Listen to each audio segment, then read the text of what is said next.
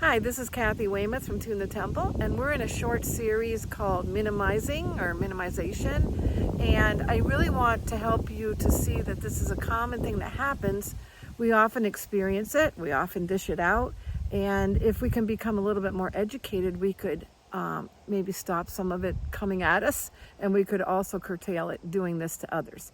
In video 1, if you haven't watched it, go back and take a look at it. I just talk about what minimizing is. It's basically making some experience or feeling, trying to make it smaller, making it less important or less valid.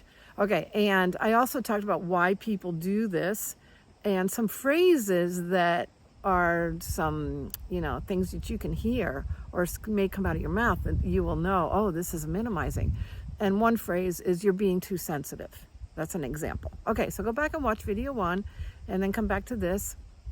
Now in video 2, I want to talk about you being minimized and what that feels like, what it sounds like, and some suggestions for you to grab a hold of to help you in this scenario. Okay, so I'm going to start by talking about a minimizing experience I went through. So I have been going to a sleep specialist for 21 years, and unfortunately I had to switch to a different place because the one I went to is no longer available.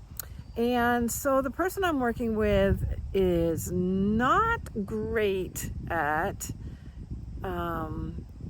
making me feel heard or helping me with some suggestions. Okay, let me tell you what happened. I have been feeling extra tired lately, so I said, I'd really like to go back and look at my sleep, maybe do another sleep study.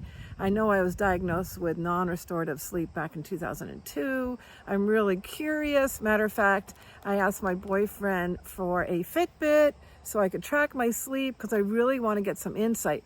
And my sleep specialist told me to throw the Fitbit away, that there is nothing wrong with my sleep, and proceeded to dismiss my concerns.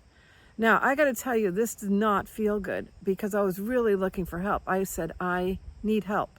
Something's got to change. And she said, there is nothing wrong with your sleep. And she gained that information from asking me a few questions, but I did not walk away from that appointment encouraged at all. I was very discouraged. Matter of fact, I'm in the process of trying to find someone different to work with. So hopefully I will be encouraged the next time I meet with someone. Okay, so what does it look like and sound like when you are minimized by someone else?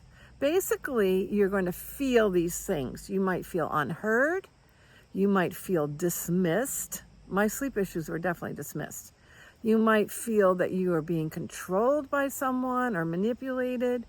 You might feel that what you're expressing, you are being invalidated or even placated, like just told to calm down, that it isn't as bad as you think it is, right? Okay, and so what has happened here? What is going on?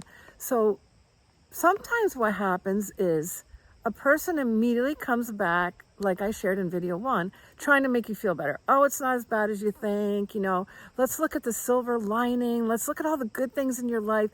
Embrace some gratitude and all of these things, suggestions, which are good, but they're not necessarily what you want to hear at first. Okay.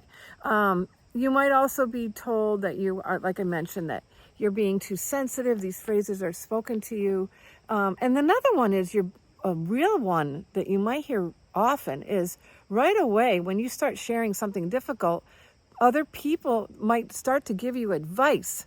Okay, so I think I mentioned last week in the first video, like I have to watch myself. I first text some advice and then I'm like, now I'm doing it again. I'm not validating the person first. So then fortunately, before I send the text, I usually notice. And I can go back and put a comment in the beginning of the text saying, oh, this must not feel so great. Oh, I'm sorry you're going through this. Or trying to hear them and give them some compassion or some empathy. Okay, so one of the things that you really want to do is to start to listen for invalidating statements. Is someone that you often sharing with, do they immediately go to advice? Or do they try to cheer you up? Or do they just say, you shouldn't be feeling this way? Then you're being minimized. Okay, so what are you going to do about it? First of all, it doesn't feel good. So what are you going to do about it? I want you definitely to always notice your feelings. Your feelings are real barometers. And you have a gauge for knowing when things are not going well and you don't feel well.